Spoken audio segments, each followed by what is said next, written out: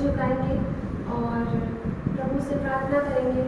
पिता परमेश्वर, प्रभु यीशु के नाम से हम आपके सम्मुख आते हैं पिता। प्रभु यीशु मसीह, आज की इस आराधना को प्रभु जब भी हम करते हैं परमेश्वर पिता, हर एक आराधना को प्रभु यीशु मसीह और प्रभु वचन के पढ़े जाने पर प्रभु, और आज इस पूरी आराधना में प्रभु जो भी हम करते हैं पिता, प्रभु जिससे तुझे महिमा मिले प्रभु, सब बातों पर प्रभु तेरे नियंत्रण को चाहते हैं प्रभु। इस समय को यीशु तेरे हाथों में सौंप देते हैं पिता।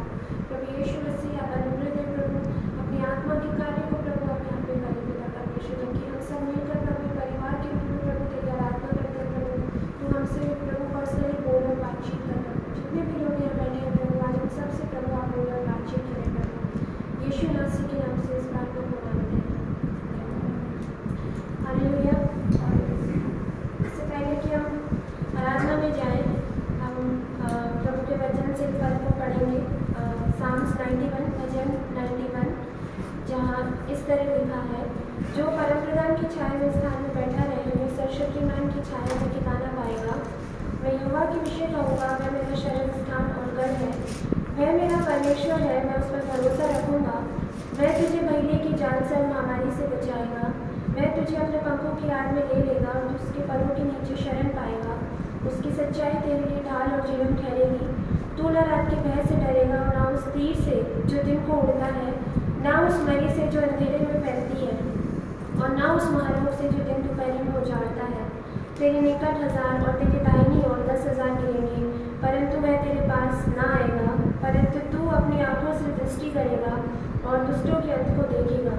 हे यहोवा, तू मेरा शरण स्थान ठहरा है। तूने जो परम प्रधान को अपना धाम मान लिया है, इसलिए कोई विपत्ति तुझ पर ना पड़ेगी, ना कोई दुख तेरे डेरे के निकट आएगा।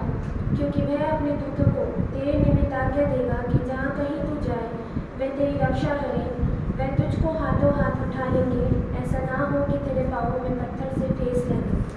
तू सिंह और नाग को कुचलेगा, तू जवान सिंह और अजगर को लताड़ेगा। उसने जो मुझसे स्नेह किया है, इसलिए मैं उसको छुड़ाऊंगा। मैं उसको ऊंचे स्थान पर रखूंगा, क्योंकि उसने मेरे नाम को जान लिया है। जब वह मुझे पुकारे, तब मैं उसकी सुनूंगा। संकट में मैं उसके संग रहूंगा। मैं उसको बचाकर उसकी महिमा बढ़ाऊंगा। मैं उसको दीर्घायु से तृप्त करूंगा और अपने किए हुए उद्धार का दर्शन दिखाऊंगा। प्रभु अपने वचन के पढ़े सुने जाने का भाषण दे। इससे पहले कि हम आराधना में जाएं, मैं चाहती हूँ अपने स्थानों पे खड़े हो जाएं, और जब हम प्रभु की प्रॉमिस को हमारे जीवन में देखते हैं, है ना, कितनी अद्भुत प्रॉमिस परमेश्वर ने हमारे लाइफ के लिए, ना, हमारे जीवन के लिए प्रभु ने हमें दी है।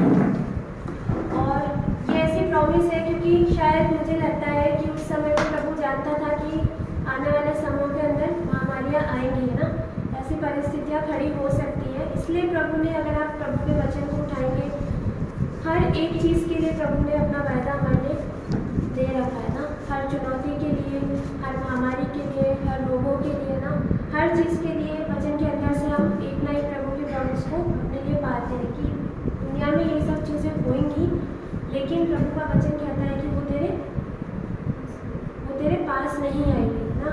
जब प्रभु के वचन ने कहा, तो मतलब प्रभु अपने हर एक प्रॉमिस को करने में सक्षम है, ना। आज हम जीवित है, ये हमारी सबसे बड़ी गवाही है, ना। स्वस्थ है, ये हमारी सबसे बड़ी गवाही है, ना। सच में प्रभु अपने वचनों को हमारे जीवन में पूरा कर रहा है। आइए मिलकर प्रभु की आराधना के लिए गीत को गाएंगे। प्रभु का धन्यवाद करूँगा।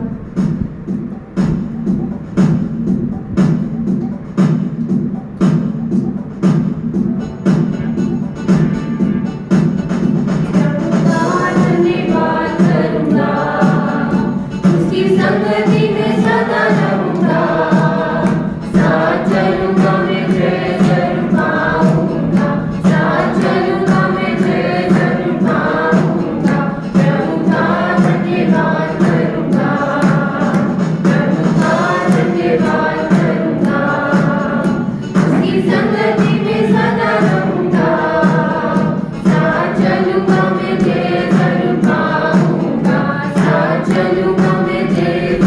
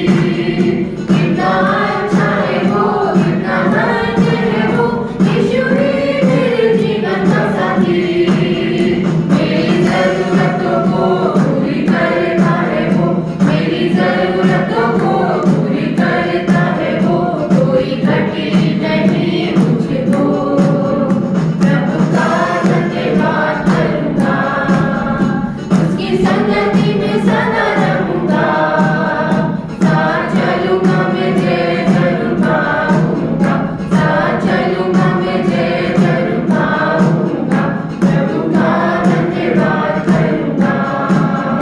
मेरी जिंदगी की हर परेशानी में खुल जाता है आशा का द्वार, मेरी जिंदगी की हर परेशानी में खुल जाता है आशा का द्वार। कभी ना डरूंगा, कभी ना हटूंगा, कभी ना डरूंगा, कभी ना हटूंगा, चाहे जान भी देना पड़े, प्रभु का धन्यवाद करूंगा, उसकी संगति में सदा रहूंगा, साथ चलूंगा मैं जय जरूर पाऊंगा, साथ चलूंगा मैं जय जरूर पाऊंगा, प्रभु का धन्यवाद करूंगा। मेरी आयु के दिन पग पग में सदा तेरी सेवा को पूरी करूंगा, हाँ मेरी आयु के दिन पग पग में सदा तेरी सेवा को पूरी करूंगा। एक बाती समान जलता रहूंगा, एक बाती समान जलता रहूंगा, तेरी महिमा मेरी भावना, प्रभु का धन्यवाद करूंगा, उसकी संगति में सदा रहूंगा, साथ चलूंगा मैं जय जरूर पाऊंगा, साथ चलूंगा मैं जय जरूर पाऊंगा, प्रभु का धन्यवाद करूंगा। हालेलुया। हम सब यहाँ किसकी आराधना के लिए आए? परमेश्वर की, है ना। और प्रभु हमारे जीवन से क्या डिजर्व करता है? सर्वोत्तम, हमारा बेस्ट, है ना। हमारा बेस्ट प्रभु हमारे जीवन से डिजर्व करता है। तो हमारी तालियां भी जो है वो क्या होनी चाहिए? बेस्ट होनी चाहिए, है ना। गुड नहीं, बेटर नहीं, क्या होनी चाहिए? बेस्ट होनी चाहिए, ना। तो आइए हम जब ये अगला गीत हम अपना गाते हैं, हम अपने परमेश्वर को अपना बेस्ट देंगे ना, अपनी तालियों के द्वारा, जो भी प्रभु ने हमें गिफ्ट दिया है ना, हमारी आवाज़ के द्वारा, हर चीज़ से हम प्रभु को महिमा देंगे। आइए मिलकर इस गीत को गाते हैं, आराधना में है छुटकारा।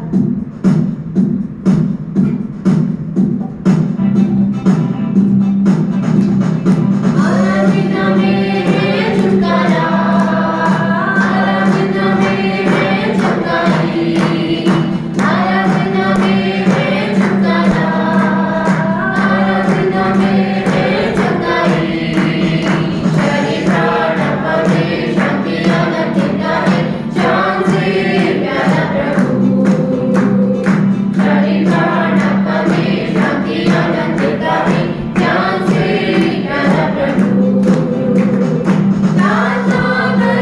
प्रार्थना करें, वो अच्छा है, कितना भला है, हालेलुया। प्रार्थना करें, आराधना करें, वो अच्छा है, कितना भला है, छुटकारा पाए हमेशा, हमेशा छुटकारा पाए हमेशा, छुटकारा पाए हमेशा, हमेशा छुटकारा पाए हमेशा। मांगोगे तुम्हें मिलेगा, ढूंढोगे तुम पाओगे, मांगोगे तुम्हें मिलेगा, ढूंढोगे तुम पाओगे, खटखटाओ खुलेगी स्वर्ग की आशीषें, पाओ तुम उसे अभी, खटखटाओ खुलेगी स्वर्ग की आशीषें, पाओ तुम उसे अभी। प्रार्थना करें, आराधना करें, वो अच्छा है, कितना भला है, हालेलुया। प्रार्थना करें, आराधना करें, वो अच्छा है, कितना भला है, छुटकारा पाए हमेशा, हमेशा छुटकारा पाए हमेशा, छुटकारा पाए हमेशा, हमेशा छुटकारा पाए हमेशा। प्रार्थना करो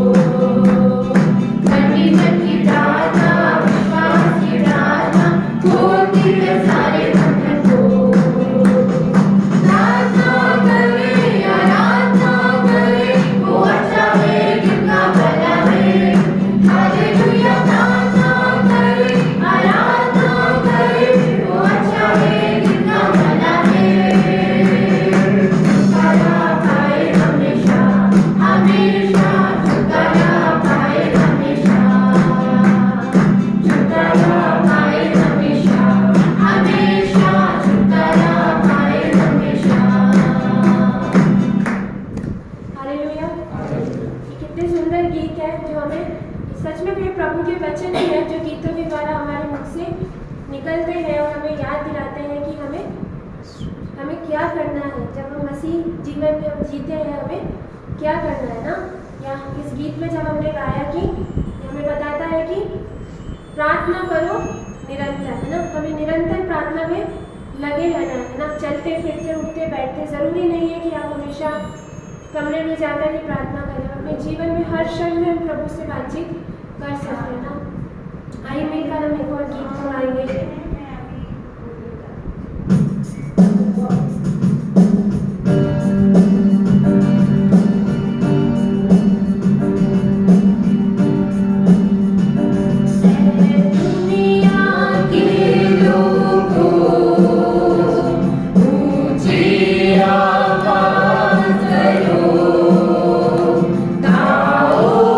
खुशी के दी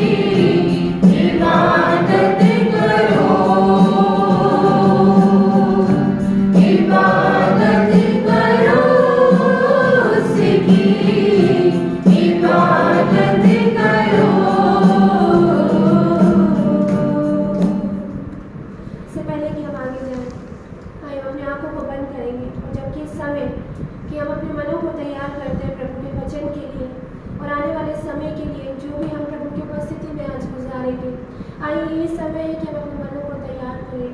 यही समय है कि हम प्रभु को पुकारें और कहें, पिता यीशु मुझे तेरी ज़रूरत है पिता। हाँ प्रभु यीशु मसीह, मैं तेरे बिना कुछ भी नहीं हूँ पिता परमेश्वर। प्रभु यीशु मसीह, तू हमारी वो जड़ है परमेश्वर पिता, जिसके बिना प्रभु हम नहीं फल सकते परमेश्वर पिता। प्रभु यीशु मसीह, भले ही पिता परमेश्वर बीते पूरे हफ्ते में हमने तुझे वो समय नहीं दिया प्रभु यीशु मसीह जो आपको डिजर्व करता था प्रभु यीशु मसीह, जो हमें देना चाहिए था प्रभु वो हम नहीं दे पाए पिता। लेकिन प्रभु ये समय है प्रभु जो तूने हमें दिया है प्रभु पिता परमेश्वर, इस कीमती समय में प्रभु हम तेरी उपस्थिति को अपने जीवन में महसूस कर सके पिता। प्रभु यीशु मसीह, तू हमसे बोल प्रभु, आज का वो दिन हो जाए प्रभु कि हमारा जीवन पहले जैसा ना रहे पिता परमेश्वर। यही वो क्षण हो जाए प्रभु जिस क्षण से तू हमें बदल दे परमेश्वर पिता। ऐसी बहुत सी बातें प्रभु जो हमें रोकती है प्रभु, हमें आगे बढ़ने से रोकती है, हमें तुझ पे बढ़ने से रोकती है प्रभु। इसी क्षण प्रभु यीशु मसीह, तो हमें उनसे प्रभु, उन पे प्रभु आप हमें ओवरकम करने की प्रभु शक्ति दे परमेश्वर पिता। प्रभु यीशु मसीह, हम जो भी स्ट्रगल कर रहे हैं प्रभु अपनी हर एक जीवन की पर्सनल बातों में पिता परमेश्वर, प्रभु यीशु मसीह ऐसी आदतें पिता परमेश्वर जो हम चाहते हैं कि हमारे जीवन से जाए लेकिन नहीं जा पा रहे प्रभु पिता, तेरी सामर्थ्य को प्रभु हम पर उतर आए पिता प्रभु, और वो बंधन प्रभु जो हम चाह कर भी नहीं तोड़ पा रहे प्रभु, तेरी सामर्थ्य के द्वारा आज वो टूट सके पिता। प्रभु यीशु मसीह, हर एक श्रापों से प्रभु तो हमें छुटकारा दे प्रभु यीशु मसीह, हर एक वो कर्जे का श्राप प्रभु यदि हमारे जीवनों में है प्रभु, आज हमें छुटकारा दे प्रभु। पवित्र आत्मा तेरी उपस्थिति को उस जगह पर चाहते हैं पिता। प्रभु यीशु मसीह, तो आज हमसे बोल और बातचीत कर पिता प्रभु आज हम यहाँ से मुक्त होकर जा सके प्रभु, जबकि इस हफ्ते में प्रभु हम आगे बढ़ते हैं प्रभु, तेरे उस प्रभु उस छुटकारे को प्रभु हम देख सके पिता परमेश्वर। हाँ पिता प्रभु, आपसे चाहते हैं प्रभु पिता परमेश्वर, तेरे बिन प्रभु हम कुछ भी नहीं है पिता प्रभु। हाँ पिता, जितनी जल्द हम ये बात जान ले प्रभु उतना हमारे लिए उत्तम है प्रभु। यदि तो हमारे जीवन में नहीं है प्रभु, हम इस संसार में सर्वाइव नहीं कर सकते पिता परमेश्वर। प्रभु यीशु मसीह, वैसा जीवन नहीं जी सकते प्रभु जैसा तूने हमसे चाहा है, अपनी स्ट्रेंथ से नहीं जी सकते प्रभु, लेकिन तेरी आत्मा के द्वारा जी सकते हैं परमेश्वर पिता। प्रभु यीशु मसीह, ऐसी बहुत सी बातें प्रभु जिन्हें हम पहाड़ के समान अपने सामने खड़ी होते हुए देख रहे हैं प्रभु, तेरा वचन कहता है ना तो बल से ना शक्ति से प्रभु, तेरे गीत में लिखा है, लेकिन प्रभु सिर्फ तेरी आत्मा के द्वारा प्रभु उस पहाड़ को हम टाल सकते हैं परमेश्वर पिता। हाँ प्रभु यीशु मसीह, अपनी एबिलिटी से नहीं प्रभु, अपनी योग्यताओं से नहीं पिता, लेकिन सिर्फ तेरे द्वारा परमेश्वर पिता। प्रभु तो हमसे बोल पिता, यही समय है, अपने मनों को तैयार करें, पुकारे अपने मन को, अपने मुख से आवाज को खोले और प्रभु को कहे, प्रभु हमें तेरी जरूरत है प्रभु पिता, तू हमारी सहायता कर पिता परमेश्वर। Thank you Lord Jesus. प्रभु हम आपकी स्तुति करते हैं पिता परमेश्वर। Thank you Lord Jesus, thank you Lord Jesus. यही समय हम अपने मनों को खोल दें, अपने मनों को खाली करें उन बातों को, और प्रभु की बातों को आने दें। तेरे बिन मैं कुछ भी नहीं, तेरे बिन मैं कुछ भी नहीं, मैं खुदावंद यीशु, तेरे बिन मैं कुछ भी नहीं। यीशु आ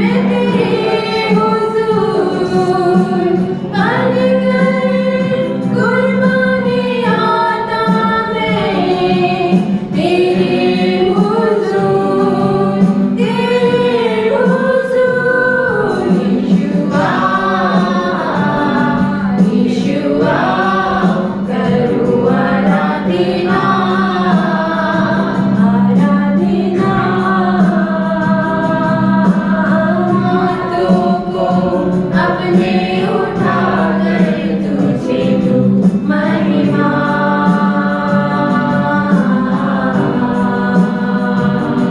यीशुआ यीशुआ करूं आराधना आराधना हाथों को अपने उठा कर तुझे तू महिमा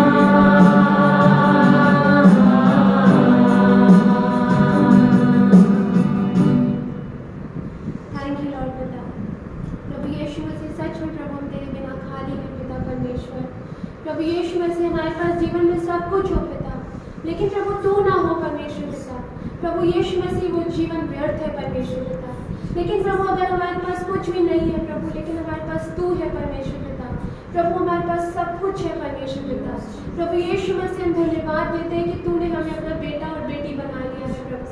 तूने हमें वो सौभाग्य दे दिया है पिता कि हम तुझे अपना पिता कह के पुकार सकते हैं प्रभु। इसके लिए प्रभु हम तुझे धन्यवाद देते हैं प्रभु। आगे के समय को पिता हम तेरे हाथों में सौंपते हैं प्रभु। वचन के पढ़े जाने पर प्रभु यीशु मसीह आपके अनुग्रह को चाहते हैं, जबकि तेरा बेटा प्रभु यहाँ आके तेरे वचन को बांटता है प्रभु। प्रभु आज वो नहीं, लेकिन उनके मुख के द्वारा आज तेरी आत्मा प्रभु हमसे बातचीत कर सके पिता प्रभु। आज वो वचन दोधारी तलवार के समान हमारे मनों को छेद सके परमेश्वर पिता। हाँ प्रभु यीशु मसीह, प्रभु यीशु आपके अनुग्रह को समय के लिए चाहते हैं प्रभु। इस प्रार्थना को यीशु नासरी के नाम से मांग लेते हैं, आमीन। ये समय रहेगा।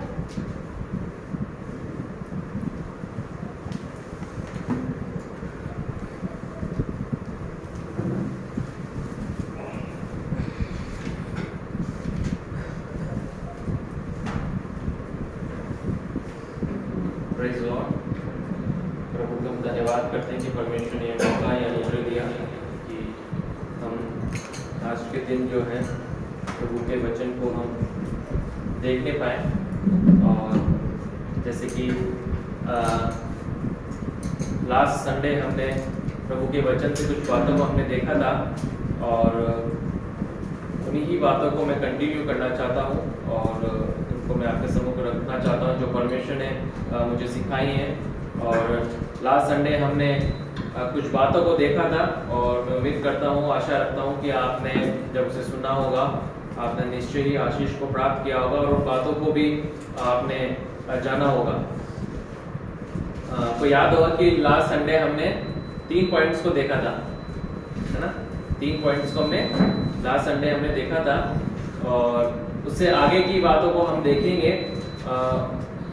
परमेश्वर के वचन से हम देखेंगे 7 बातें थी जो परमेश्वर के वचन में यीशु मसीह के जीवन से संबंधित दी गई है, जहाँ यीशु मसीह ने अपने लहू को जो है बहाया है। 7 जगह 7 बार यीशु मसीह ने, जब यीशु मसीह का क्रूसिफिक्शन हो रहा था, यीशु मसीह का जब क्रूस पे चढ़ाए जा रहे थे, उस दौरान जो है हमने वचन में देखा था कि किस प्रकार से परमेश्वर के याजक जो है अपने उंगलियों को जो है लहू में डुबोया करते थे और 7 बार छिड़काव किया करते थे।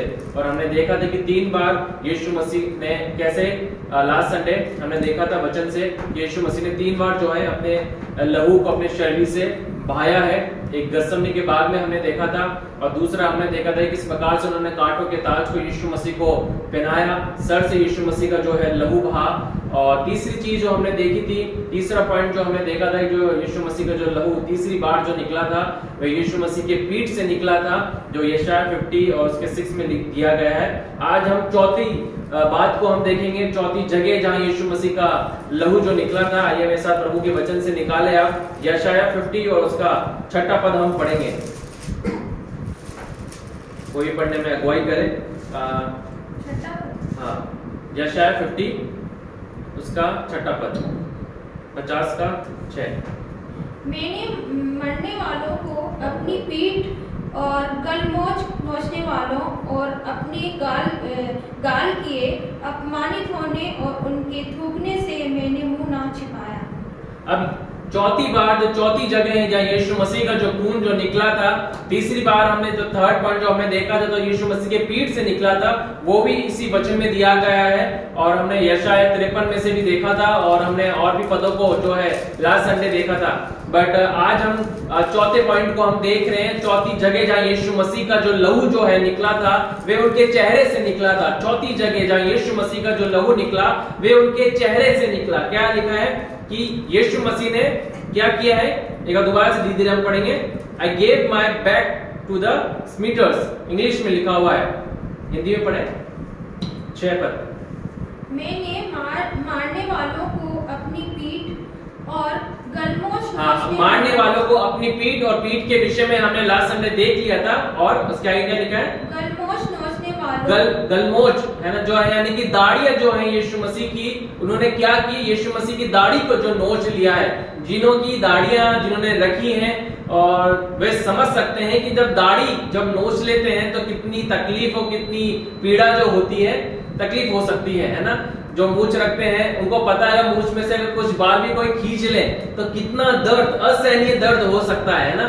यीशु मसीह के विषय में दिया गया है कि यीशु मसीह की जो है, यीशु मसीह के गालों में से जो है ना दाढ़ियों को उन्होंने क्या कहा, नोच लिया। किस प्रकार से उन्होंने तकलीफ को, वेदनाओं को, उस पीड़ा को यीशु मसीह ने अपने शरीर में सहा, उसकी हम कभी कल्पना भी नहीं कर सकते। बहुत सी जगह यीशु मसीह ने उन तकलीफों को आपके लिए और मेरे लिए, संसार के प्रत्येक लोगों के लिए, उस तकलीफ को यीशु मसीह ने अपने शरीर में क्या सहा, उन्होंने अपने गालों को दिया। और गालों पे जो उनकी जो दाढ़ियां थी, यीशु मसीह की जो दाढ़ी थी उन्होंने क्या किया, खींच लिया। और उसके आगे क्या लिखा है,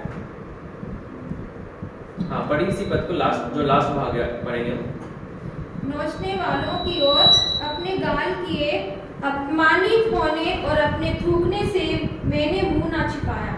अपमानित होने से और थूकने से मैंने अपना क्या है, मुंह नहीं छिपाया है। मैंने यीशु मसीह के विषय में कई समय पहले जो है, हजारों साल पहले इस बात को यीशु मसीह के विषय में जो है कह दिया गया था, यशायाह भविष्यवक्ता के द्वारा बहुत समय पहले लिखवा दिया गया था कि यीशु मसीह किस प्रकार से अपमानित किए जाएंगे। परमेश्वर का पुत्र जब संसार में आएगा किस प्रकार से वे अपमानित किया जाएगा, कि उसके चेहरे पे थूका जाएगा और वे शांत चुपचाप रहेगा, वध किए हुए मेमने के समान वे खड़ा रहेगा, लोग उसकी दाढ़ियों को नोच लेंगे। और चौथी बार जब यीशु मसीह का जो लहू उनके शरीर से निकला वे उनके चेहरे से निकला है, उनके फेस से निकला है। अब किसी व्यक्ति की जो पहचान की जाती है, जो किसी व्यक्ति की अगर हमें पहचान करनी है तो वो कैसे की जाएगी, उसके चेहरे से की जाती है ना। उसके चेहरे से, हमारा चेहरा जो है वह हमारी आइडेंटिटी है ना। अगर आधार कार्ड को अगर हम देख लें, अगर आधार कार्ड में अगर फोटो को से हम मैच करके हमें किसी का क्या करते हैं, क्रॉस चेक करते हैं कि ये जो व्यक्ति की जो फोटो है आधार कार्ड में दे रखी है और ये जो व्यक्ति, उनकी फोटो को अगर मैच करना होता है या किसी की आइडेंटिटी को मैच करना होता है तो वे फोटो आइडेंटिटी के द्वारा, किसी के फोटो आइडेंटिटी के द्वारा क्या करते हैं, क्रॉस चेक करते हैं, मैच करते हैं। यानी कि हमारा चेहरा जो है वे हमारी पहचान है। और यीशु मसीह ने अपनी पहचान को, अपनी स्वयं की पहचान को, आपकी पहचान को लौटाने के लिए, मेरी पहचान को लौटाने के लिए यीशु मसीह ने अपने चेहरे को जो है क्या है, लज्जित होने दिया। यीशु मसीह की दाढ़ी खींच ली गई और जो लहू उनके चेहरे से निकला, उनके फेस से निकला, वे आपकी और मेरी पहचान को जो खो गई थी अदन की वाटिका में, जो हमारी पहचान खो गई थी, आदम और हवा ने जिस फल को खाया, जिस फल को खाने के लिए परमेश्वर ने जो मना किया था, उस फल को खाने के दौरान उनकी क्या हो गई थी, उनकी पहचान जो है लॉस्ट हो गई थी, उनकी आइडेंटिटी लॉस्ट हो गई थी। और यीशु मसीह ने संसार को एक बार फिर से उनकी पहचान को रिस्टोर करने के लिए क्या किया, अपनी पहचान दे दी, है ना। अपने चेहरे पे से उसने क्या है, लहू को जो है निकलवाया, उसका लहू निकला चेहरे पे से। अगर हम आपने सुसमाचारों को पढ़ा होगा और मैं एक एक करके सबसे इस वचन को मैं पढ़वाऊंगा, आप निकाले, पहला यूहन्ना में से निकाले, यूहन्ना की इंजील उसका 19 अध्याय निकाले और कोई 18वां पद पढ़े। फिर हम उसके बाद लूका 23 अध्याय और उसका 33वां पद भी पढ़ेंगे। कोई भी निकाले यूहन्ना की इंजील उसका 19 अध्याय और उसका हम 18वां पद, हम क्या है 18वां पद हम पढ़ेंगे, 19 का 18।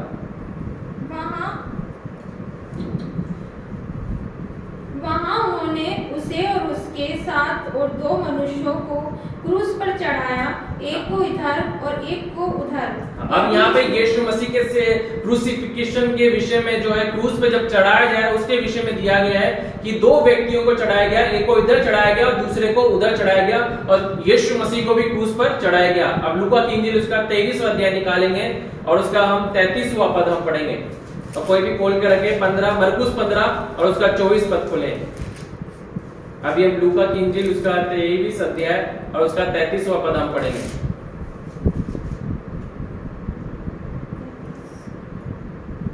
जब वे उस जगह जिसे खोपड़ी कहते हैं पहुंचे, तो उन्होंने वहां उससे और उन कुकुरनियों को भी, एक को दाहिनी ओर और दूसरे को बाईं ओर क्रूसों पर चढ़ाया। हाँ, क्रूसों पर चढ़ाया, एक को दाहिनी ओर और एक को बाईं ओर यीशु मसीह के संग जो है उन्हें क्रूसों पर चढ़ाया। अब दोबारा निकालेंगे, मरकुस निकालेंगे 15 का 24 निकालें, मरकुस 15 और उसका 24।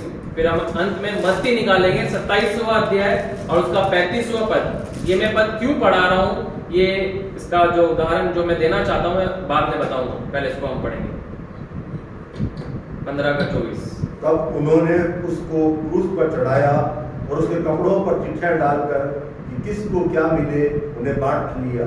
अब यहाँ पर भी ये दिया गया, ये जिक्र दिया गया है कि उन्होंने यीशु मसीह को जो है क्रूस पर चढ़ाया गया और उनकी जो वस्त्र है उनके ऊपर उन्होंने क्या डाला, चिट्ठियां डाली। अब हम मत्ती निकालेंगे 27वां अध्याय निकालेंगे, उसका 35वां पद हम पढ़ेंगे। एक बहुत इंपॉर्टेंट बात जो मैं आपको बताना चाहता हूँ, थोड़ी देर में मैं बताऊंगा उसको। मत्ती 27 का 35। तब उन्होंने उसे क्रूस पर चढ़ाया और चिट्ठियां डालकर उसके कपड़े बांट लिए। अब यहाँ पे भी दिया गया है कि उन्होंने क्या करा, यीशु मसीह को क्रूस पे चढ़ाया और उन्होंने चिट्ठियां डाल के यीशु मसीह की क्या करें, वस्त्र को बांट लिए। कहीं पर भी सुसमाचार के अंदर जहां यीशु मसीह का क्रूसिफिकेशन जो हो रहा है संबंधित जो बातें लिखी गई है, चारों सुसमाचार को भी मैंने उन पदों को आपके सामने पढ़वाया है, कहीं पे भी इस बात का जिक्र नहीं है चारों सुसमाचार में कि यीशु मसीह की कीलें ठोकी गई है। कहीं है, अभी हमने पढ़ा क्रूसिफिकेशन के विषय में अगर हम देखेंगे कहीं पे भी एक पद नहीं लिखा हुआ है कि यीशु मसीह को जब क्रूसिफिकेशन हो रहा है वहां पे यीशु मसीह की क्या है, कीलें ठोकी गई हैं। मगर हम कैसे इस बात को जानते हैं, आइडेंटिफाई कर रहे हैं कि यीशु मसीह की कीलें ठोकी गई है ना। मैं इसको इसलिए बुलवा रहा हूं, मैं इसको आगे एक्सप्लेन करूंगा। मैं इसको इसलिए बुलवा रहा हूं क्योंकि पुराने नियम में यीशु मसीह के संबंधित बहुत सारी भविष्यवाणियां दी गई थी। उसमें से एक भविष्यवाणी ये भी थी कि वे अपने गालों को अपने चेहरे को दे देगा और वे लोग यीशु मसीह की दाढ़ी को नोच लेंगे, और जो चौथी बार जब यीशु मसीह का लहू जो निकलेगा वो उनके चेहरे से निकलेगा, है ना। अब कैसे हमें पता कि यीशु मसीह के कीलें ठोकी गई हैं? कोई निकाले लूका की यूहन्ना हम निकालेंगे और उसका 20वां अध्याय और उसका 25वां पद पढ़े। यहाँ पे हम देख सकते हैं कि थोमा के से संबंधित जो बातें हैं, थोमा उस समय प्रेजेंट नहीं था और यीशु मसीह जब वहां पे प्रकट हुए थे अपने जी उठने के बाद, उस समय की जो बातें हैं, घटनाएं यहाँ पे दी गई हैं। पढ़े। जब अन्य चेले उससे कहने लगे, हमने प्रभु को देखा है, तब उसने उनसे कहा, जब तक मैं उसको उसके हाथों में कीलों के छेद ना देख लूं और कीलों के छेदों में अपनी उंगली ना डालूं। जब तक मैं उसके हाथों में किसको नहीं देख लूं, कीलों के छेदों को नहीं देख लूं, है ना। यहां पर इस बात का क्लियरिफिकेशन दे रखा है कि जब यीशु मसीह को क्रूस पे चढ़ाया जा रहा था, उस समय क्रूसिफिकेशन जब हो रहा था, हमने उन पदों को, चारों सुसमाचार में से उन पदों को हमने पढ़ लिया, मगर एक ही जगह जब यीशु मसीह को क्रूस पे चढ़ाया जा रहा था वहां पे इस बात का जिक्र नहीं था। मगर यीशु मसीह जब जी उठे और उन्होंने अपनी आंखों से देखा था कि यीशु मसीह को जब क्रूस पे चढ़ाए जा रहे थे, रोमन्स जो सैनिक जो थे वहां के, जो वो लोग जो थे, उन्होंने जब यीशु मसीह को क्रूस पे चढ़ाया था तो उन्होंने यीशु मसीह के हाथों में क्या करी थी, पैरों में कीलें ठोकी थी। और इसलिए थोमा क्या कह रहा है, जब तक मैं उसके हाथों में, छिदे हुए हाथों में उंगली ना डालूं, और आगे क्या लिखा है, और पंजर में अपना हाथ ना डालूं, जब तक मैं विश्वास नहीं करूंगा। जब तक मैं विश्वास नहीं करूंगा। इस पद से हम इस बात को जान लेते हैं कि यीशु मसीह के हाथों में क्या है, कीलें ठोकी गई थी। मगर सुसमाचारों में जब यीशु मसीह क्रूसिफिकेशन हो रहा था उस समय नहीं दिया गया था, और यीशु मसीह के क्रूसिफिकेशन के संबंधित जो बात है उस समय ये भी नहीं दे रखा गया है कि यीशु मसीह की दाढ़ी क्या है, नोची गई, बट क्या है, उनके थप्पड़ मारे ना, ये चीज लिखी हुई है। मगर पुराने नियम में इस बात की भविष्यवाणी दे रखी है कि उसने अपने गालों को दे दिया और उन्होंने क्या करा, यीशु मसीह की गालों को, जो दाढ़ी थी, उन्होंने क्या करा, नोचा। और जब उन्होंने नोचा, उन्होंने बड़े आराम से नहीं नोचा होगा, उन्होंने बड़ी बेरहमी के साथ यीशु मसीह के गालों पे जो दाढ़ी थी, यीशु मसीह के फेस पे जो दाढ़ी थी, उन्होंने बड़ी बेरहमी के साथ उन दाढ़ियों को पकड़ा था और पकड़ के उन्होंने क्या करा, यीशु मसीह की उन दाढ़ियों को नोच लिया। और कितना तकलीफ यीशु मसीह को हुई, इसकी शायद आप कभी कल्पना भी नहीं कर सकते। वो खून उसके चेहरे से निकल रहा था, वो खून इसलिए निकल रहा था कि वे हमारी पहचान जो अदन की वाटिका में खो गई थी, उस पाप के कारण, उस फल के खाने के द्वारा, परमेश्वर की आज्ञाओं को उल्लंघन करने के द्वारा जो हमारी पहचान थी वो लॉस्ट हो गई थी। वे पहचान प्रभु यीशु मसीह ने अपने लहू बहाने के द्वारा, अपने चेहरे पे से लहू बहाने के द्वारा वो पहचान हमें दे दी। आइए हम प्रभु के वचन से कुछ पदों को और पढ़ेंगे कि क्या क्या पहचान परमेश्वर के पुत्र के द्वारा, यीशु मसीह के लहू के द्वारा हमें मिली है। 2 कुरिन्थियों 5 अध्याय और उसका 21वां पद निकालें और पढ़ें, और कोई इब्रानियों 10 निकाल के पढ़े। 2 कुरिन्थियों 5 अध्याय और उसका 21वां पद हम पढ़ेंगे कि क्या पहचान जो है परमेश्वर के पुत्र के उस लहू बहाने के द्वारा हमें प्राप्त हुई है। जो पाप से अज्ञात था, जो पाप से अज्ञात था, उसी को उसने हमारे लिए पाप ठहराया। उसी को हमारे लिए क्या ठहरा दिया, पाप ठहरा दिया, कि हम उसमें होकर परमेश्वर की धार्मिकता बन जाए। हम उसमें होकर परमेश्वर की क्या बन जाए, धार्मिकता बन जाए। हमें धर्मी जो है यीशु मसीह के लहू के द्वारा हमें हमारी धार्मिकता हमें मिली है। हम धर्मी इसलिए ठहराए गए क्योंकि यीशु मसीह ने अपने लहू की एक एक बूंदों को अपने शरीर से बहा दिया है। वे पहचान जो हमारी खो गई थी, हम अधर्मी हो गए थे, अधर्म में पड़े हुए थे, पापों की कीच में पड़े हुए थे और अपनी पहचान को खो बैठे थे। यीशु मसीह ने अपने लहू को बहा के, अपने चेहरे से उस लहू को बहा के हमारे को फिर से धर्मी हमें ठहरा दिया। पढ़े इब्रानियों 10 पढ़े, इब्रानियों 10 जल्दी निकालेंगे हम। और पहला पत्रस को निकाले रखे, पहला पत्रस 2 अध्याय 9 पद निकाल के रखे।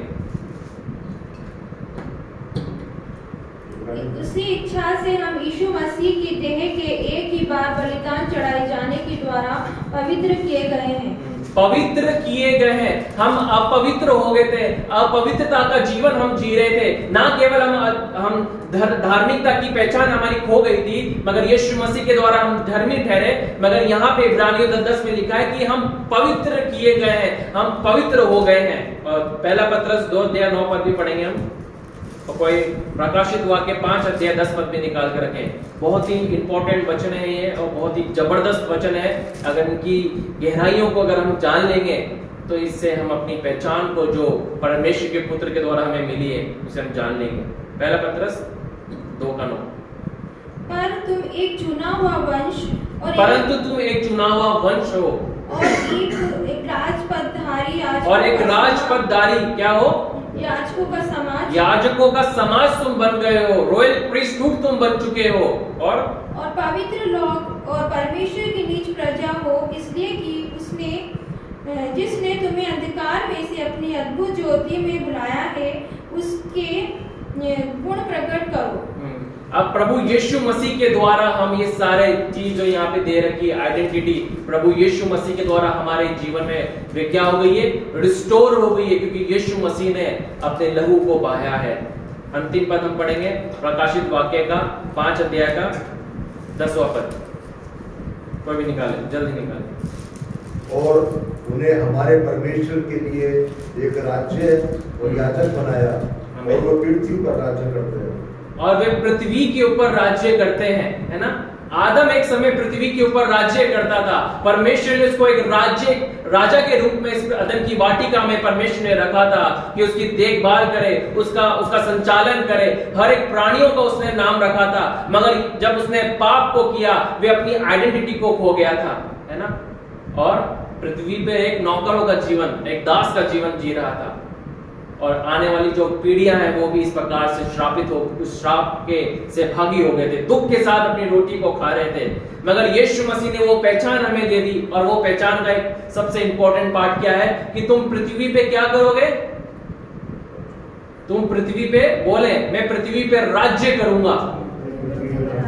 आमीन। ये कितनी बड़ा अधिकार परमेश्वर ने अपने पुत्र के द्वारा हमें दिया है कि इस पृथ्वी के ऊपर हम भिखारियों के समान नहीं जिए, हम ऐसा जीवन नहीं जिए जहां हम अपने आप को लाचारी में पाए, मगर परमेश्वर पिता ने यीशु मसीह के द्वारा इस पृथ्वी के ऊपर हमें राज्य करने के लिए बुलाया है। एक रूलिंग अथॉरिटी के साथ परमेश्वर ने हमें इस पृथ्वी के ऊपर जीने के लिए हमें बुलाया है, और मसीह यीशु में वो अथॉरिटी जो है हमारे को मसीह यीशु में दे दिए। क्यों दे दिए? क्योंकि यीशु मसीह ने अपनी पहचान को कुचलवाया, यीशु मसीह के चेहरे को कुचला गया, यीशु मसीह के चेहरे को नोचा गया, उसकी दाढ़ी को नोचा गया, वो लहू उसके चेहरे से निकला, और हमारी जो पहचान जो खो गई थी वो यीशु मसीह के द्वारा, उस बड़े बलिदान के द्वारा, उस लहू के द्वारा रिस्टोर की गई है, रिस्टोर की गई है।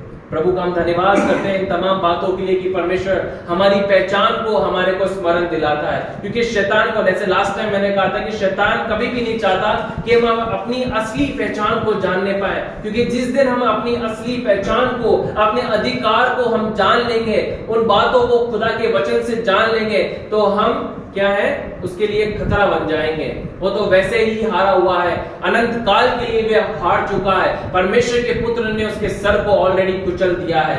हम इस पृथ्वी पे राज्य करने के लिए बुलाए गए हैं। प्रभु का हम धन्यवाद करते हैं। और भी कुछ बातों को हम देखेंगे परमेश्वर के वचन से, हम पढ़ेंगे।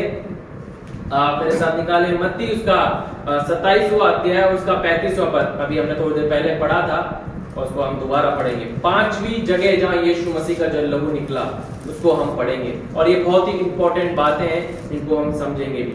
मत्ती 27 उसका 35वां पद।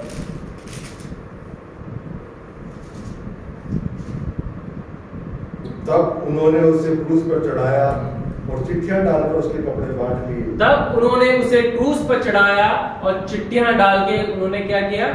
उसके वस्त्र को बांट दिए। जब उन्होंने क्रूस पे कैसे चढ़ाया? उन्होंने यीशु मसीह के हाथों के ऊपर, 5वीं जो जगह है जहां यीशु मसीह का खून जहां निकला वे उसके हाथों में से निकला है। 4थी जगह हमने देख लिया उसके चेहरे से निकला था, उसके द्वारा उसने हमारी आइडेंटिटी को जो हम लॉस्ट कर चुके थे, खो बैठे थे, उसके बलिदान के द्वारा हमारी आइडेंटिटी मसीह यीशु के लहू के द्वारा रिस्टोर की गई है। और जो 5वीं जगह जहां यीशु मसीह का जो लहू बहाया गया है वो उसके हाथों में जब कीलें ठोकी गई, जब उसके हाथों में जब कीलें ठोकी गई, जब उसका 5वीं स्थान जो था वो उसके हाथ थे, जहां से उसने अपने लहू को जो है आपकी और मेरे लिए बहाया है। उसके द्वारा क्या हुआ? हाथों के द्वारा क्या हुआ?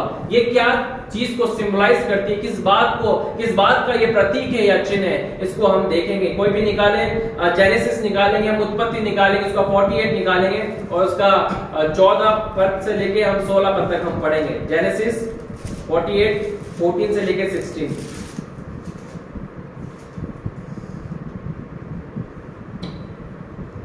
तब इस्राएल ने अपना दाहिना हाथ बढ़ाकर, तब इस्राएल कौन है यहाँ पे? याकूब जो है, उसका दूसरा नाम परमेश्वर ने क्या रखा था? आज से तो क्या होगा? इस्राएल होगा। और वो क्या कर रहा है? अपने दाहिने हाथ को बढ़ा रहा है। पढ़िए। दाहिने हाथ बढ़ा के एप्रैम के सिर पर जो छोटा था और अपना बायां हाथ बढ़ाकर मनुष्य के सिर पर रख दिया। उसने तो जानबूझकर ऐसा किया, नहीं तो बेटा मनुष्य ही था। फिर उसने यूसुफ को आशीर्वाद देकर कहा, परमेश्वर जिसे सम्मुख मेरे बाप दादा इब्राहिम इसहाक अपने को जानकर चलते थे, वही परमेश्वर मेरे जन्म से लेकर आज के दिन तक मेरा चरवा बना है, और वही दूत मुझे सारी बुराई छुड़ाता आया है।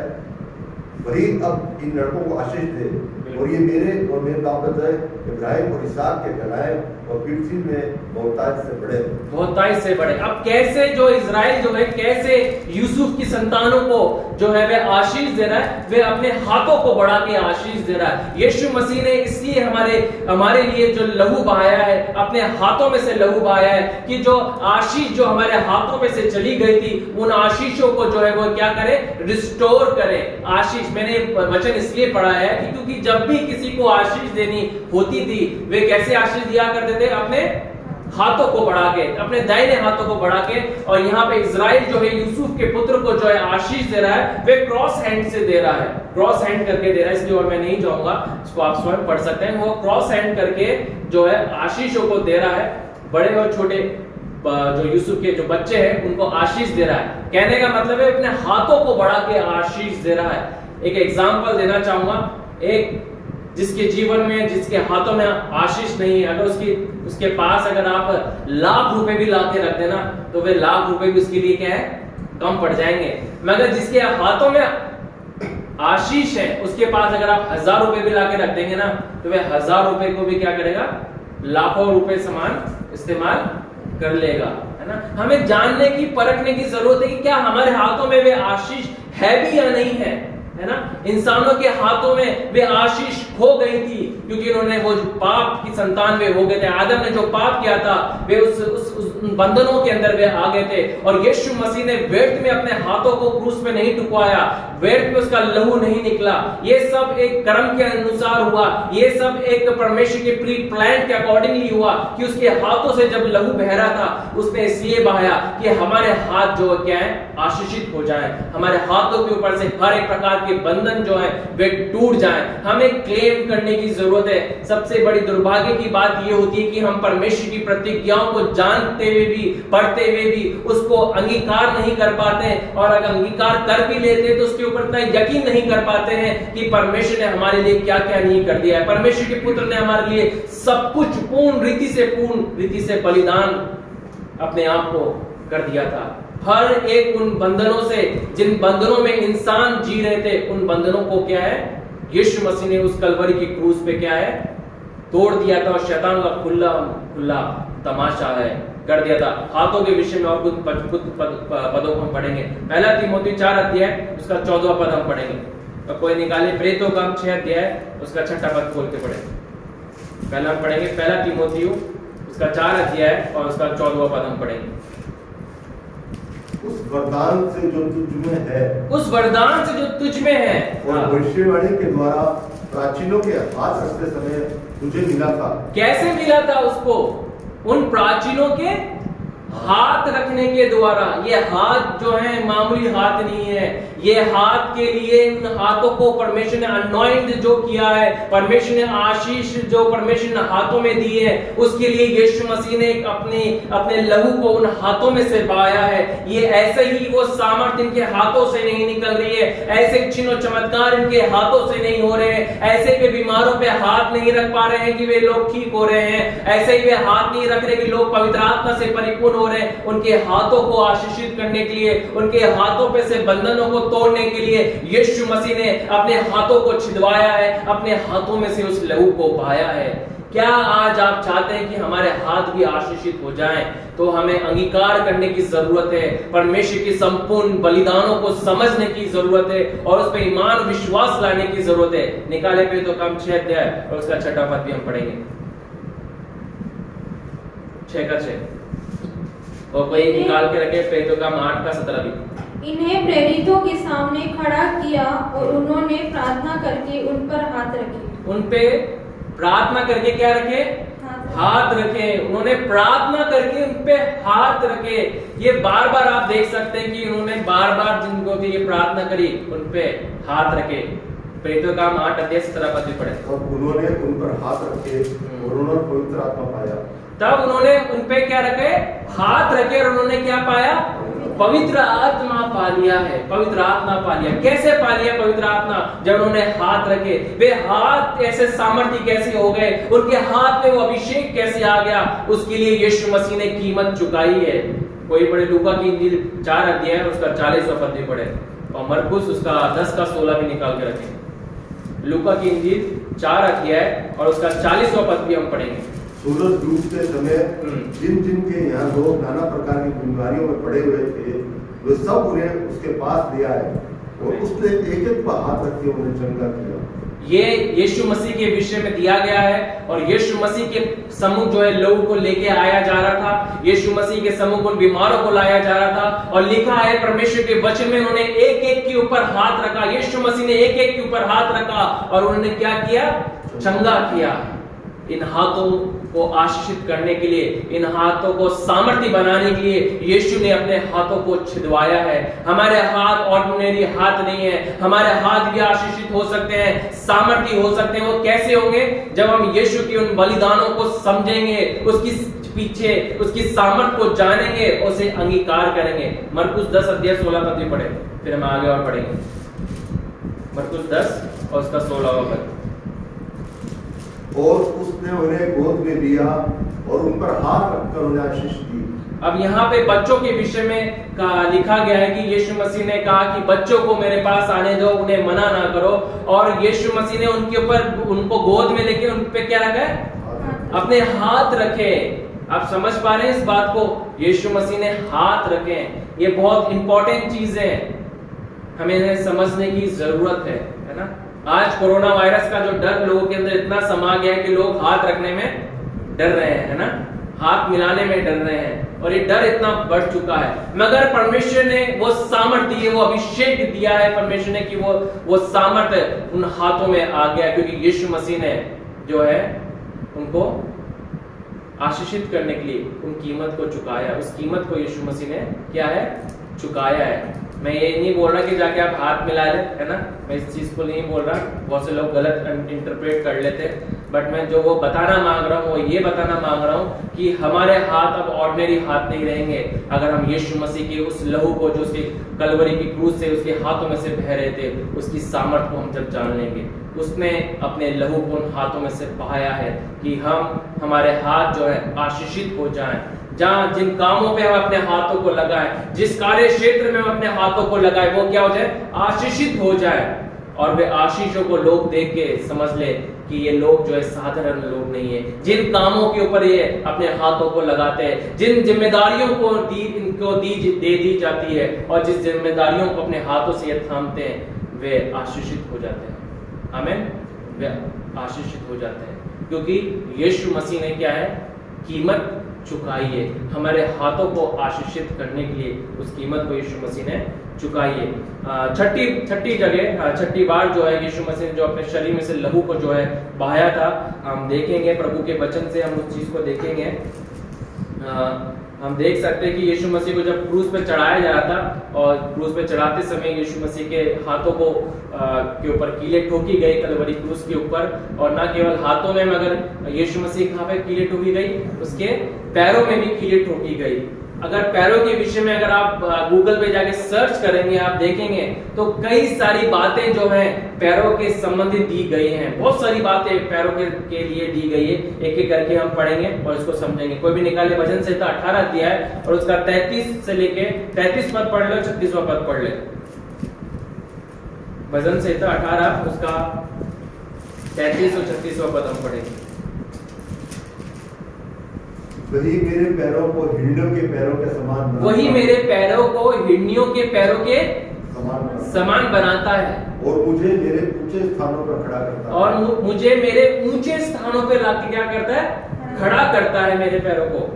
और 36वां पद, तूने मेरे पैरों के लिए स्थान चौड़ा कर दिया। तूने मेरे पैरों के लिए क्या कर दिया? स्थान चौड़ा कर दिया है, और मेरे पैर नहीं फिसले।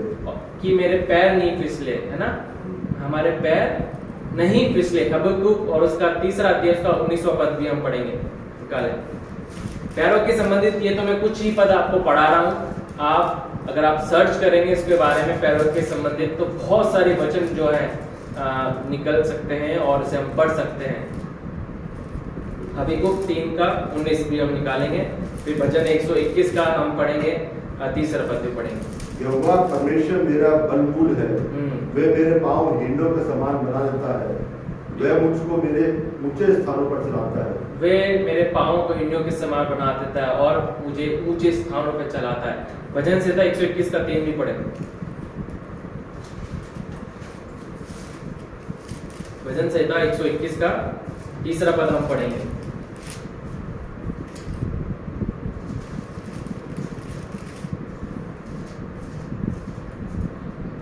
वे तेरे पाँव को टलने न देगा, वे तेरे पाँव को टलने ना देगा, तेरा रक्षक कभी न उगेगा। तेरा रक्षक कभी ना उगेगा। पैरों के संबंधित बहुत सारी बातें दी गई है।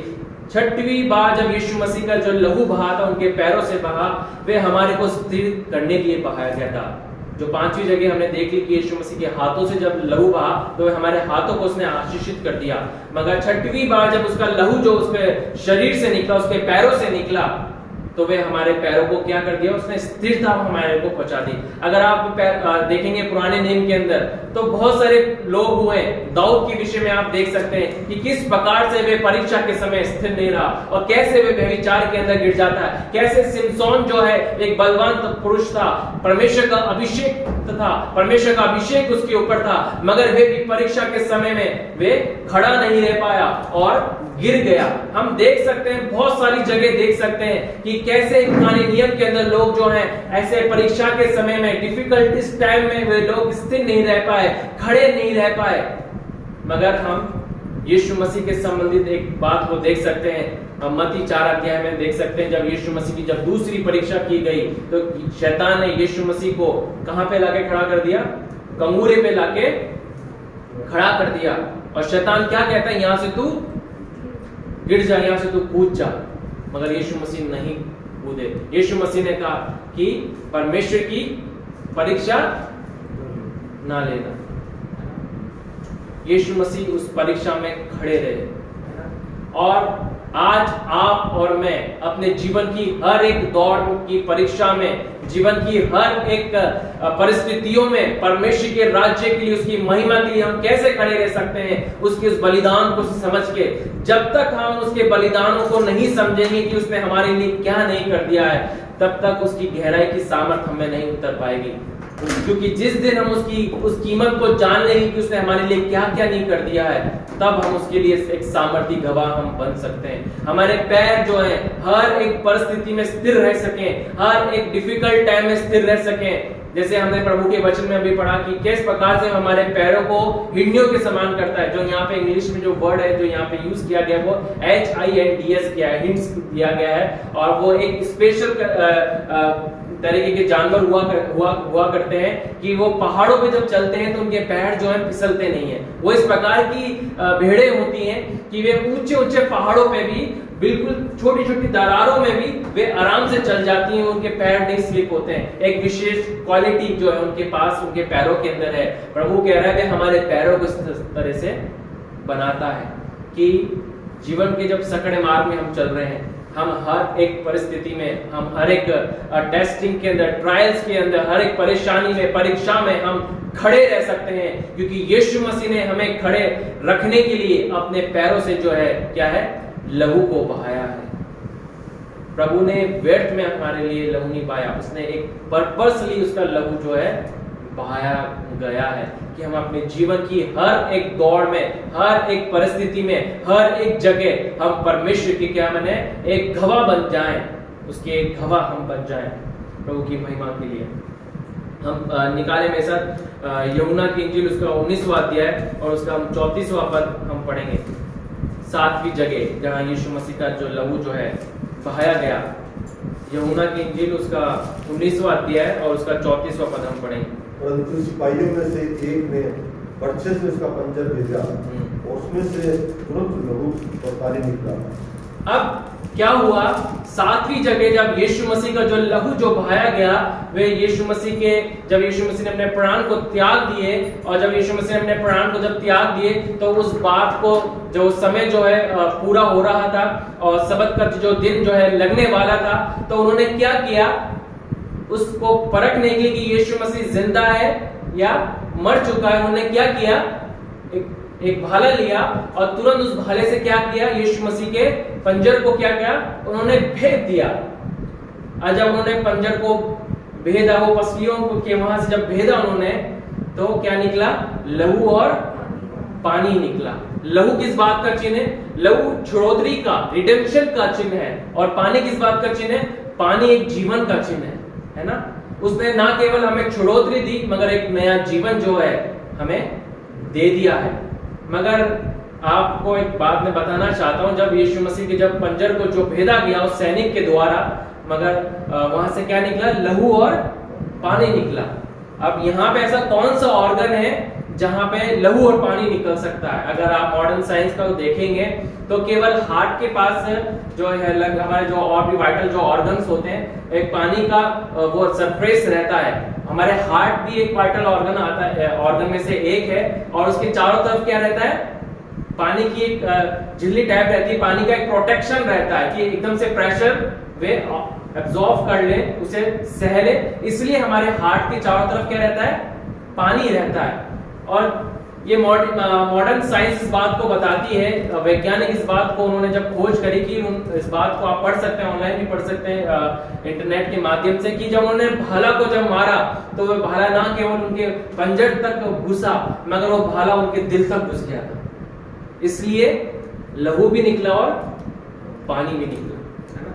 अगर दिल को नहीं छेदता है भाला तो यीशु मसीह के पानी कभी नहीं निकलता, मगर वो भाला जो है जब छेदा गया, यीशु मसीह की जब मारा गया, वो चीरते हुए कहां पहुंच गया? दिल तक पहुंच गया, यीशु मसीह के दिल तक वो पहुंच गया, और यीशु मसीह का लहू भी निकला और पानी भी निकला। दिल किस बात का प्रतीक है? यीशु मसीह का दिल आपके लिए छेदा गया है ना। यीशु मसीह के दिल में भाला जो है आपके लिए और मेरे लिए घोंपा गया है ना। उसका दिल छेदा गया। कितनी तकलीफ में से यीशु मसीह होके गया है। यीशु मसीह जब प्राण निकल गए थे, उन्होंने यीशु मसीह को उस बात को जज करने के लिए, जानने के लिए भाले को इस तरह से मारा कि वो यीशु मसीह के सीधे हृदय तक, दिल तक पहुंच गए। एक माँ के गर्भ में एक बच्चे की जब शुरुआत होती है, जो फीटस होता है, जो वो उसकी शुरुआत जब होती है, तो एक ऑर्गन जो बनता है एक माँ के गर्भ में, सबसे पहला जो ऑर्गन जो बनता है वो क्या बनता है? हार्ट बनता है, दिल बनता है ना, दिल बनता है। प्रभु की क्रिएशन को आप समझिए कि परमेश्वर कितना सार्वभौम परमेश्वर है, प्रभु कितना ज्ञानी परमेश्वर है, सामर्थी परमेश्वर है, कि जब एक इंसान की जब शुरुआत करता है उसकी माँ के गर्भ में, एक मनुष्य की जब शुरुआत होती है, उसका सबसे पहला ऑर्गन जब वो बनता है, वह उसकी माँ के गर्भ में उसका दिल बनता है। दिल क्यों बनता है?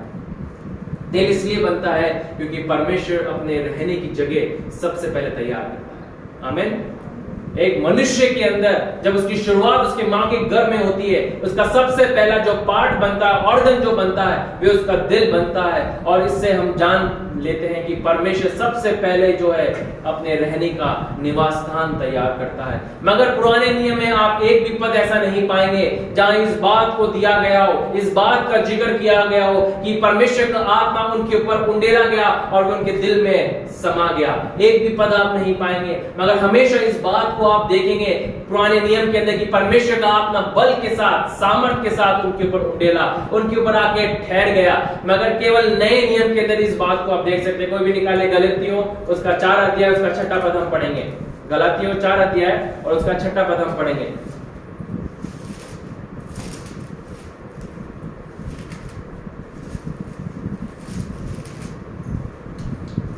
गलातियों 4 अध्याय। और तुम जो पुत्र हो, इसलिए परमेश्वर ने अपने पुत्र की आत्मा को, जो है अब्बा हे पिता कहकर पुकारता है, हमारे हृदयों में भेजा है। आमीन। परमेश्वर ने अपनी आत्मा को, जो उसे है अब्बा और है पिता कहकर पुकारता है, कहाँ भेजा है? हृदयों में। हमारे हृदयों में भेजा है ना। नए नियम के अंदर एक सच्चाई जो परमेश्वर ने उजागर करके दिखाई, जिसको प्रचार परमेश्वर ने किया, वो ये किया कि परमेश्वर का आत्मा जब उतरता है, परमेश्वर की सामर्थ जब उतरती है, परमेश्वर का आत्मा कहां पे आके रहता है? हमारे हृदयों में आके रहता है। वो कैसे आके रह सकता है? क्योंकि यीशु मसीह का हृदय जो है छेदा गया है। वो लहू यीशु मसीह का उसके हृदय में से बहाया गया है कि आपके हृदय को पवित्र करे, मेरे हृदय को पवित्र करे, कि उसका आत्मा जब वो उंडेलेगा तो ना केवल हमारे ऊपर आके ठहरेगा, मगर उसका आत्मा हमारे हृदयों में आके वास करेगा। हमारे लिए उसने उस जगह को तैयार किया है और उस जगह में उसने अपनी आत्मा को देने के लिए एक कीमत को चुकाया है। यीशु मसीह का हृदय जो है बेधा गया, यीशु मसीह के हृदय में से जो है लहू बहाया गया, कि वे लहू बहाने के द्वारा हमारा जो दिल है जो पवित्र की क्या कर दिया जाए। जो दिल जो है अपवित्र हो गया था, उसके लहू बहाने के द्वारा क्या हो? अब पवित्र हो जाए। इस भेद को हमें जानने की जरूरत है। और यही पुराने नियम में आप केवल एक भी पद को नहीं पाएंगे जहां आप इस बात को देखें कि परमेश्वर का आत्मा उनके हृदय में वास करता है। केवल नए नियम के अंदर ही परमेश्वर का आत्मा के विषय में इस बात को देख सकते हैं कि उसका आत्मा हमारे हृदय में वास करता है। क्यों? क्योंकि परमेश्वर ने अपने पुत्र के हृदय में से उस लहू को बहाया है ना। पुराने नियम में अगर एक भविष्यवाणी दी गई उसको बोल के मैं समाप्त करूंगा। आप निकाले यहेजकेल निकाले, उसका 36वां अध्याय निकाले और 26वां पद आप पढ़े, इसको बोल के मैं समाप्त करूंगा। यहेजकेल उसका 36 और उसका 26वां पद। मैं तुमको नया मन दूंगा, मैं तुमको एक नया मन दूंगा और तुम्हारे भीतर नई आत्मा उत्पन्न और तुम्हारे भीतर एक नई आत्मा को उत्पन्न करूंगा और तुम्हारे देह में से पत्थर का हृदय निकाल और तुम्हारे देह में से पत्थर के हृदय को निकाल दूंगा और तुमको मांस का हृदय दूंगा, तुम्हें मांस का हृदय दूंगा, है ना। एक भविष्यवाणी यहेजकेल के द्वारा परमेश्वर करवाता है, कहता है कि मैं तुम्हारे हृदयों को बदल दूंगा, मैं तुम्हारे शरीर में से उस पत्थर के दिल को हटा दूंगा और मांस का और लहू का वे मांस का वे हृदय तुम्हें दूंगा। कैसे वे उसने हमें इस मांस के हृदय को हमें दिया है, कैसा हमारा हृदय नरम हो गया है, कैसा हमारा हृदय शुद्ध हो गया है, केवल यीशु मसीह के उस लहू बहने के द्वारा। उसका लहू जो है, जो उसको जब भेदा गया, पंजर जब उसका भेजा गया, ना केवल उसका पंजर भेदा गया मगर वो जो भाला जो था वे इतना तीखा था, इतना उसकी प्रभावशाली था कि उसके हृदय तक पहुंच गया और उसके हृदय को उसने भेद दिया और लहू और पानी वहां से निकलता है, उसका हृदय में से वे लहू निकलता है। इसलिए निकला कि आपका हृदय, मेरा हृदय, हम सब का हृदय क्या है, पवित्र हो जाए, पवित्र हो जाए, कि उसकी आत्मा एक पवित्र स्थान पे आके वास करे। और जैसे ही जब भाला जो सैनिक जो है मारता है, भोगता है यीशु मसीह के, आप थोड़े समय बाद आप देख सकते हैं मत्ती में आप देख सकते हैं कि पर्दा जो है वो क्या है, फट जाता है। जब 7वीं बार, अंतिम बार जब यीशु मसीह का जब लहू जो है निकलता है, 7वीं बार उसके हृदय में से जब निकलता है, उसके शरीर में से निकलता है, वह पर्दा जो है अब फट जाता है। वे काम पूरी रीति से परमेश्वर पिता ने अपने पुत्र के द्वारा पूरा करवा देता है। हर एक काम हमारे को आजादी देने के लिए, हमारे को शैतान के हर एक बंधनों से आजादी देने के लिए, छुटकारा देने के लिए हर एक काम यीशु मसीह ने इस पृथ्वी के ऊपर ही पूरा कर दिया है। अब शैतान का हमारे पर कोई अधिकार नहीं है, कोई भी अधिकार नहीं है, क्योंकि यीशु मसीह ने हमको पूर्ण रीति से आजादी देने के लिए, पूर्ण रीति से छुटकारा देने के लिए, पूर्ण रीति से हमारे संबंधों को पिता से यूनाइट करने के लिए, जोड़ने के लिए जो है अपने लहू को, अपने शरीर में से एक एक बूंद को जो है निकाल दिया, उस जीवन को बहने दिया है कि हमें जीवन मिल जाए, आपको और मुझे जीवन मिल जाए। इसे हमें समझने की जरूरत है, क्योंकि जिस दिन हम इसको पर्सनली समझेंगे, इस चीज को एक्नॉलेज करेंगे और इसके ऊपर अपने विश्वास को लेके आएंगे, ईमान को लेके आएंगे कि यीशु मसीह ने अपने शरीर में से जो है 7 जगह यीशु मसीह ने अपने लहू को बहाया है, वे व्यर्थ में नहीं बहाया है। हमें हर एक डिप्रेशन से आजादी देने के लिए बहाया है, हमारे को शैतान के हर एक बंधनों से, हमारे मस्तिष्क को शैतान की पहुंच से आजादी देने के लिए बहाया है, हर एक बीमारी से आजादी देने के लिए बहाया है। आज संसार महामारी के डर से डरा हुआ है, बहुत सारे लोग बीमार हैं, इस कोरोना वायरस से ग्रसित हो चुके हैं, परेशान है। यीशु मसीह का लहू सामर्थ्य है हर एक महामारी को दूर करने के लिए, यीशु मसीह का लहू सामर्थ्य है हर एक कैंसर को ठीक करने के लिए, हर एक एड्स को ठीक करने के लिए। ऐसी कोई बीमारी नहीं बनी जहां यीशु मसीह का लहू पहुंच के उसे ठीक ना कर सके। हर एक बीमारी से आजादी देने के लिए यीशु मसीह ने अपने लहू को जो है बहाया है। हमारे हाथों को आशीषित करने के लिए यीशु मसीह ने हमारे लिए लहू को बहाया है। हमारे को हर एक परीक्षा में, हर एक डिफिकल्ट टाइम में खड़े रहने के लिए यीशु मसीह ने अपने पैरों से जो है लहू को बहाया है। यीशु मसीह का दिल जो है वे भेदा गया, छेदा गया कि हमारा दिल जो है पवित्र हो जाए, परमेश्वर की आत्मा का रहने के लिए एक निवास स्थान पे बन जाए। उसका दिल जो है भेदा गया है ना। उसके चेहरे से खून निकला कि जो आइडेंटिटी हम खो गए थे वे रिस्टोर हो जाए। आइए हम अपनी आंखों को बंद करेंगे, परमेश्वर के सम्मुख हम चाहेंगे इस कीमत को जो यीशु मसीह ने संसार में चुकाई है उसका हम अंगीकार करें, क्योंकि इसकी सामर्थ्य बहुत ही महान है। प्रभु जी हम आपका धन्यवाद करते हैं, आपकी स्तुति, आपकी प्रशंसा, हम आपकी बड़ाई करते हैं खुदावन कि खुदावन ये समय आपने हमारे जीवन में होने दिया और दिया प्रभु जी कि हम आपके उस बलिदान को, यीशु मसीह जब इस संसार में आ पाए, जहां आपने आके यीशु मसीह अपने शरीर में से उस लहू को बहाया है, यीशु मसीह हमारी छुड़ौती के लिए, हमारे को आजाद करने के लिए यीशु मसीह उस लहू को आपने बहाया है यीशु मसीह। हम धन्यवाद करते हैं प्रभु जी कि आपने अपने पुत्र को यीशु मसीह को संसार में भेजा और उसके द्वारा आपने हमारे को पूर्ण रीति से आजादी, पूर्ण रीति से आपने हमें छुटकारा प्रदान कर दिया। हम आपका धन्यवाद करते हैं, हम आपकी स्तुति करते हैं, हम आपकी प्रशंसा करते हैं प्रभु, हम आपकी बड़ाई करते हैं परमेश्वर पिता। आज हम प्रार्थना करते हैं खुदावन परमेश्वर पिता, आपके उस बलिदान की सामर्थ को हम जान ले खुदावन, और गहराई से खुदावन परमेश्वर पिता प्रभु जी उसके एक्नॉलेजमेंट को हम जान ले परमेश्वर पिता प्रभु जी, ताकि खुदावन हम उसका अंगीकार कर सकें और उसकी सामर्थ को हम अपने जीवन में देख सकें और लोगों तक पहुंचा सकें कि शैतान के हर एक हथियार, हर एक कार्य असफल इस संसार में, इस पृथ्वी के ऊपर यीशु मसीह ने असफल कर दिए हैं। धन्यवाद करते हैं पिता कि आपने उस कार्य को पूर्ण रीति से पूरा कर दिया प्रभु जी। धन्यवाद करते हैं पिता परमेश्वर प्रभु जी। आज हम प्रार्थना करते हैं विशेषतः प्रभु जी उन लोगों के लिए जो खुदावन इस कोरोना वायरस से प्रभु जी परमेश्वर ग्रसित है, नाना प्रकार की तकलीफ से वे ग्रसित है प्रभु। बहुत सारे लोगों को सांस लेने में तकलीफ हो रही है प्रभु जी। बहुत सारे लोग हैं खुदावन परमेश्वर पिता जो एक पल के लिए तरस रहे हैं प्रभु जी, वेंटिलेटर पे है प्रभु जी, ऑक्सीजन उन्हें चढ़ाई जा रही है यीशु मसीह। ओ प्रभु जी बहुत तकलीफ में है प्रभु जी, मगर हम आपसे प्रार्थना करते हैं यीशु मसीह, आपने हर एक को आजादी देने के लिए यीशु मसीह आपने अपने शरीर में से उस लहू को बहाया यीशु मसीह। आपके शरीर से, आपके पीठ से जब ये लहू बहाया गया यीशु मसीह कि खुदावन आपके लोग ठीक हो जाएं, इस संसार के लोग चंगे हो जाएं प्रभु जी। ओ खुदावन हम प्रार्थना करते तो दया कर और अनुग्रह कर प्रभु जी।